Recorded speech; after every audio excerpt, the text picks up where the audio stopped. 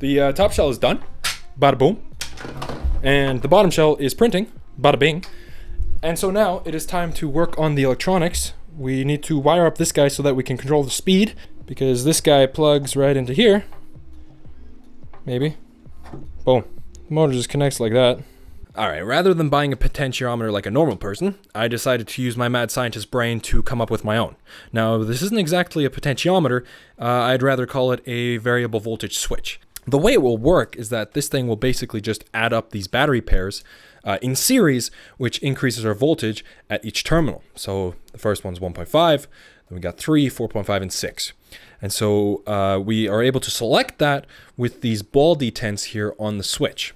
There is a contact plate on the knob that turns, and that contact plate will go from the one ball to the next, to the next, to the next, and these balls correspond with the terminals themselves. So we got 1.5, 3, 4.5, and 6.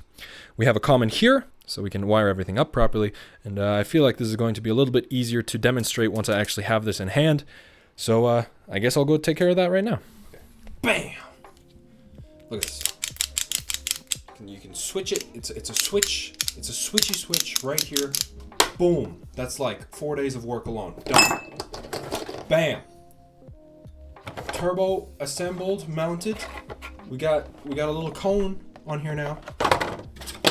Our original impeller didn't have a nose cone. Boom. Cone. Done.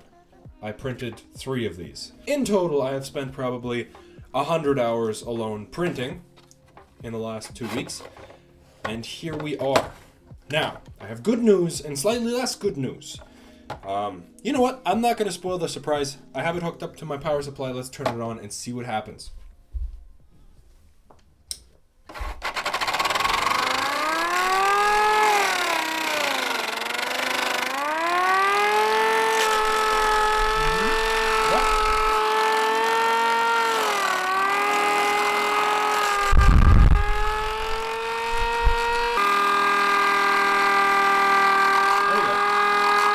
So, if you are paying attention, you might have noticed that I built a fucking air raid siren. I didn't even mean to. What is this, man?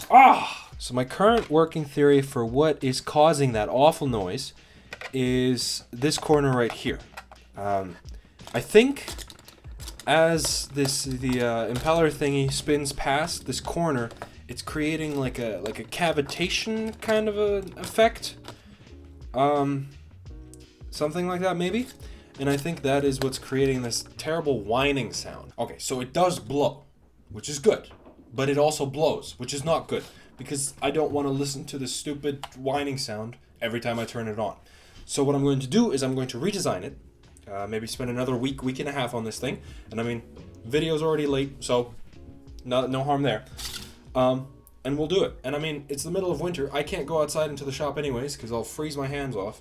So, we're just going to send it. We're going to send it from in here. And I'm going to make this thing real cool. All right. How am I going to do this? This is what I came up with. We got a different shape for the impeller. I thought this would do better, but it didn't. This thing doesn't really blow anything at all. I am happy, however, with how this whole thing fit up. So I think I'm getting better at actually modeling stuff that is right the first time. So I have decided that I am going to go with the first version of this thing, after all. And I'm just going to hook up a 12-volt power supply to this thing, so the battery is not going to be an issue, or the battery holder is not going to be an issue. Our switch does work. It totally does work. It's just... I don't think I'll be needing it. So you can see, I'm touching the negative terminal and that one, and as soon as I switch off, it stops. And I can touch that one, it works. So it does work. Kind of a shame that we're not going to be using it, but I mean, it is what it is. Maybe I'll use it in the future. Let's give her a spin.